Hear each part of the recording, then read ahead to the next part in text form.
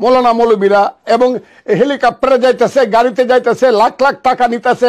এটা তো একটা ব্যবসা বাণিজ্যের ব্যাপার। এবং এরা তো দুনিয়ার সমস্ত কালচার শেষ করে, বাঙালির যে কালচার, শিক্ষা, সংস্কৃতি, নাটক, যাত্রা, গান, বাউল, মাজার সব শেষ করে দিতেছে। তারা কি চায়? তারা এই দেশে কিছু থাকবে না। এই কিশোরগঞ্জের একজনের নাম শুনছি, আমি দেখতে পাচ্ছি এই লোকটার নাম ফজু পাগলা। পাগল হয়ে গেছে, এর পাবনায় পাঠাতে হবে।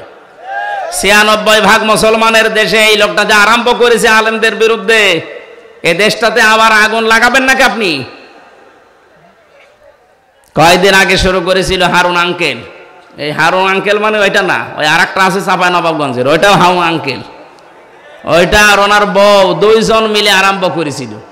আমার মনে হয় শয়তান এদেরকে মাঝে মাঝে নাড়া দেয়। কথা বলছে না কেন? এরা ইমানের দাবি করতে 15.5 বছর দেখতাম মাঝে মাঝে কোরআনের আয়াত দিয়ে কথা বলতো। ইমান এনেছে কিন্তু তগুত ছেড়ে না দিয়ে। আমি যে বারবার প্রথম থেকে বলছি না যে মানুষের তৈরি করা আইন যারা দুনিয়ায় কায়েম করতে চায়, বিজয় করতে চায়, এটা সবচাইতে বড় অনর্থক কাজ। আপনি এই কাজে থাকবেন কোন কারণে? এখনই যদি মরে যান আপনি তো চির জাহান্নামী। আপনার বিশ্বাস হচ্ছে না যে আপনি জাহান্নামে যাবেন? সূরা নাহালের এই যে 36 থেকে 38 আয়াতগুলো পড়ে বাংলায় মিলান, যান আপনি কোথায় যাবেন নিজেই টের পাবেন। এই জন্য ইমান যারা আনতে চান আগে তগুত ছেড়ে দেন। এই দেলাওয়ার ভাইয়ের মতো, মাসুদ ভাইয়ের মতো ইমান আনতে হলে আগে তগুত ছেড়ে দেন। তামাম দুনিয়া একদিকে যাবে, আপনাকে টলাতে পারবে না। আমিল সালিহাত, সালিহাত মানে আমরা মনে করি নেক কাজ শুধু, সৎ না। সালেহ মানে যোগ্য। সালেহ মানে কি? কিন্তু এই মানুষগুলো যোগ্য হওয়া লাগবে। যোগ্যতা সম্পন্ন মানুষ যদি আপনি বসাতে না পারেন, এই পৃথিবী দুর্নীতি মুক্ত করতে পারবেন না। যদি আমরা ঈমান আনতে চাই তগুত ছেড়ে দিয়ে এবং যোগ্যতা অর্জন করি, ফালাহুম, তাদের জন্য আল্লাহ বলেন মাওয়াহুম, ফালাহুম জান্নাতুল মাওয়া, তার জন্য আমি জান্নাতুল মাওয়া রেখে দিলাম। এখন মাওয়া কি? আমরা অনেকে মনে করি জান্নাত, এটা জান্নাতের একটা দরজার নাম। মাওয়া কি বলেন তো? এখানে জান্নাত কয়টা? একটা। জান্নাতের দরজা বা স্তর 8টা না 100টা পেয়েছি আমি। 8টা আমরা প্রসিদ্ধ জানি, তার ভেতরে মাওয়া একটা। তার মানে ঈমান আনার পরে আমলে সালেহ যোগ্যতা অর্জন যদি করতে পারেন, আপনাকে আল্লাহ এমন একটা জান্নাতে প্রবেশ করাবে, নুজুলাম বিমা কানু ইয়ামালুন। আপনার এই কাজ কারবারের কারণে এটা আল্লাহর পক্ষ থেকে মেহমানদারি। এজন্য জান্নাতি মানুষের কাজ আর জাহান্নামী মানুষের কাজ। ওয়া আম্মাল্লাযীনা ফাসাকু ফামাওয়াহুমুন নার, যে মানুষগুলো ফাসেক, পাপাচার, তাদের জন্য আল্লাহ আগুন বানিয়ে রেখেছেন। বলেন নাউজুবিল্লাহ। আমরা অনেকে এই দেশে মনে করি যে যা করি করি, কালেমা তো পড়েছি, জান্নাতে একদিন যাবই। আরে ভাই, জান্নাতে আপনি যাবেন, কোনো অসুবিধা নেই, কিন্তু কালেমা তো টিকিয়ে রাখবেন নাকি? কালেমা যদি আপনার টিকে না থাকে, আমি 10টা পয়েন্ট তাফসীর থেকে লিখেছি, একটু দেখেন তো আপনার কালেমা ঠিক আছে কিনা।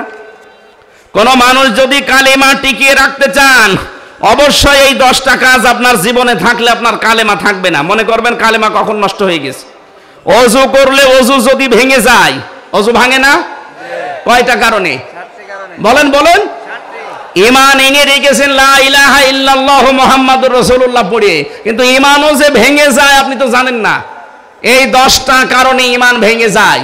ভাঙা ওযু দিয়ে যেমন নামাজ হয় না, ভাঙা ঈমান দিয়ে জান্নাত পাওয়া যাবে না।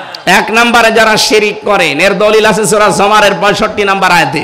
আমি দলিলগুলো লম্বা করতে পারছি না। 2 নম্বরে যারা কুফরি করবে, কুফরি মানে গোপন করে রাখা, আল্লাহর বিধান জানার পরে দুনিয়ার কোন স্বার্থ পেয়ে যারা গোপন করে রাখেন তারা কাফের। 3 নম্বরে যারা নেফাক, সব ধর্মকে যারা সমান মনে করেন। এই ফজু পাগলা কালকে এই বক্তব্য দিয়েছে, যেটা আমার বাংলাদেশ সব কিছু এই দেশে সমান, ইসলামও যা, ওই সনাতন ধর্মতা। সনাতন ধর্ম বলতে উনি বুঝিয়েছেন হিন্দু ধর্ম না ভাই। সনাতন মানে পুরাতন। সনাতন মানে কি? এই পৃথিবীতে পুরাতন ধর্ম কোনটা? এই জন্য সনাতন ধর্ম কিন্তু ইসলাম ধর্ম, হিন্দু ধর্ম না। ওটা তো নতুন ধর্ম। সনাতন মানে কি? এই পৃথিবীতে 4,500 ধর্ম আছে, যারা সব ধর্মকে সমান মনে করেন। আল্লাহ বলেন না, আমার কাছে একটা ধর্ম, তার নাম কি? ইন্নাদ-দীনা ইনদাল্লাহিল ইসলাম। যারা সব ধর্মকে সমান মনে করেন, আপনার ঈমান চলে গেছে। বলে ধর্ম যার যার উৎসব, আপনার ঈমান আছে আর? এরপরে নবী ছাড়া অন্য কারো আদর্শ যদি কেউ ভালো মনে করে, এদেশে করে না? 5 নম্বরে আল্লাহর বিধানকে যাদের ভালো লাগে না। 6 নম্বরে দ্বীনের বিধানকে নিয়ে যারা কটূক্তি করে, সবগুলো এই দেশই হচ্ছে। 7 নম্বরে যারা জাদুকর, এই এলাকায় সব নেই। এই তাবিজ তোবাজ করে, জাদু করে মানুষের জীবন নষ্ট করে দেয়। নবীকে পর্যন্ত জাদু করেছিল। এরপরে যারা অমুসলিমদের বিরুদ্ধে না, মুসলমানদের বিরুদ্ধে অমুসলিমদের সাথে হয়ে যারা ষড়যন্ত্র করে, এখন এদেশে এটা প্রকট আকার ধারণ করেছে। এদেশের মুসলমানদের বিরুদ্ধে ভারতের এই দাদা বাবুদের সাথে মিলে অনেকে কিন্তু ষড়যন্ত্র চালিয়ে যাচ্ছে। 4টা করেছে এই পর্যন্ত, এই 5 অক্টোবর থেকে আজ পর্যন্ত 4টা করেছে, একটাও সফল হয়নি। আনসার লিগ দিয়ে কথা বলছে না কেন? সচিবালয়ে আগুন লাগিয়ে কি? এরপরে হিন্দুদেরকে দিয়ে একটাও সফল হয়নি, আর হবেও না। যারা মুসলিমদের বিরুদ্ধে অমুসলিমদের সাথে মিলে ষড়যন্ত্র করছেন, আপনার ঈমান ভেঙে গেছে, আপনি যতই হাস করেন। এরপরে বেশি কাউকে ইসলামের ঊর্ধ্বে মনে করা, এই দেশে আমার মনে হয় অনেককে ইসলামের ঊর্ধ্বে মনে করা হয়তো, এখনো করা হচ্ছে। ইসলামের ঊর্ধ্বে কেউ আছে? 10 নম্বরে যারা ইসলামের কোন বিধানকে যারা ঘৃণা করেন, এটা সূরা সেজদার 22 নম্বর আয়াতে আছে। আমি ব্যাখ্যাগুলো আর লম্বা করতে পারছি না, কারণ আমি এমনিতে অসুস্থ।